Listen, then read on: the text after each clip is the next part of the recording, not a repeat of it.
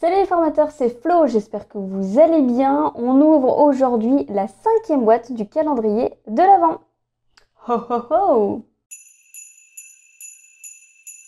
Ah ouais, alors ça c'est super. Je suis trop contente d'avoir trouvé ça. C'était sur Canva, un template de présentation que je trouve très bien fait, coloré, bien designé et je voulais vous montrer ça.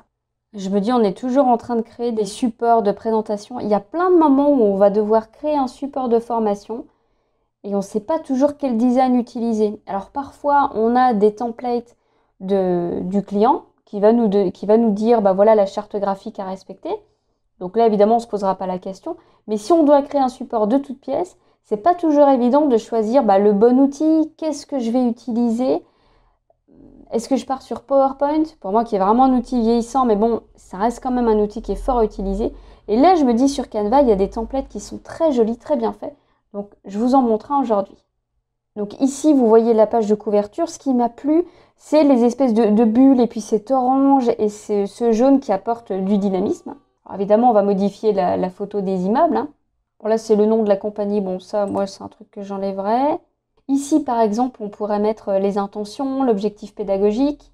On mettra moins de texte, parce que là, ça fait quand même beaucoup. Bon, un petit mot sur la formatrice. Ou le formateur, évidemment. Ici, je mettrai le programme de la formation.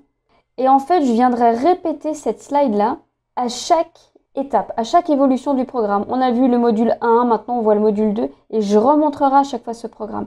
Ce qui permet de visualiser où on en est. Ça, c'est fort apprécié, je vous le dis. Surtout quand on a des formations qui sont fort chargées.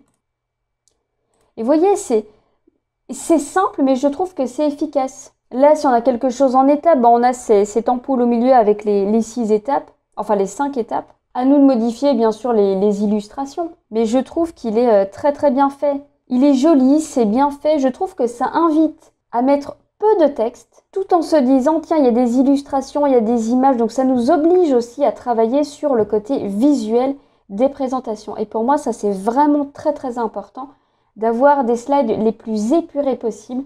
Un support qui soit épuré, mais impactant, pour qu'il puisse être facilement mémorisable. Excusez-moi, j'ai un rhume, Voilà pour ce template. Je vous mets le lien de ce template dans la description, comme ça vous pourrez aller voir. Canva regorge de plein de supports de présentation qui sont incroyables, mais pas que, c'est vraiment un outil qui est très riche. Mais je voulais au moins vous en montrer un pour que vous puissiez vous dire, tiens, je peux m'appuyer là-dessus, c'est visuel, c'est bien fait, je n'ai plus qu'à changer les textes et je peux animer. Je vous mets le lien juste en dessous dans la description, comme ça vous pourrez aller découvrir ce template-là. Vous retrouverez bien sûr dans la description tous mes liens vers les formations que je propose, les jeux pédagogiques, vous avez tout. Merci d'avoir suivi cette vidéo, je vous retrouve dès demain pour l'ouverture de la 6e boîte. Abonnez-vous à la chaîne, vous êtes plus de 80% à suivre ces vidéos sans y être abonné, donc ça me donnerait beaucoup de force. Donc si vous voulez me soutenir, le meilleur moyen c'est de vous abonner. Merci et à demain!